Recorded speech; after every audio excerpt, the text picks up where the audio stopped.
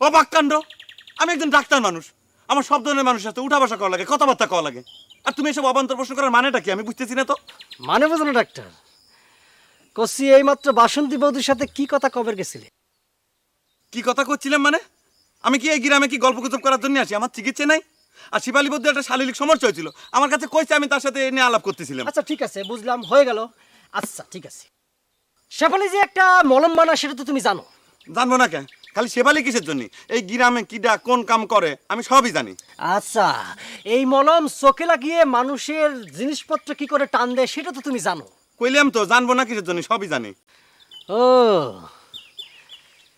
তাহলে তুমি শেফালি সম্পর্কে ভালোই খোঁজ খবর রাখো। তা এটা তোমার চিকিৎসা বিষয়ের মধ্যে পড়ে নাকি? হ্যাঁ, এত অবান্তর কথা তুমি কি জন্য করছো রঞ্জু? আমি তো ঘটনা বুঝতেছি না।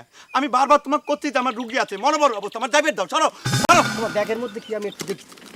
এই রঞ্জু, এই, আমি তো তোমার কথাবার্তা কিছু বুঝতে পারতেছি না। কি কাম করছো তুমি? এটা ডাক্তারের ব্যাগের ভিতর কি থাকে তুমি জানো না? এটা টেলিস্কোপ, এটা পিসার মামার যন্ত্র, আর কিছু হোমিওপ্যাথিক আর অ্যালোপ্যাথিক ওষুধপত্র, ব্যাস হয়ে গেল। তুমি ছেড়ে দাও আমার, যাই চলে যাই। এই রঞ্জু, শেফালির মলম চোখে লাগিয়ে কিরম করে ব্যাগ টান দেওয়া যায় সেটা কি দেখবে ডাক্তার?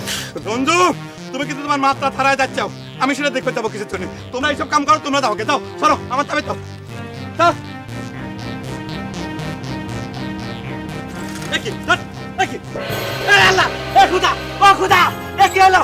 ও খুদা, ও খুদা রে, ও আল্লাহ, ও আল্লাহ রে, ও আল্লাহ, ও আল্লাহ, ও আল্লাহ।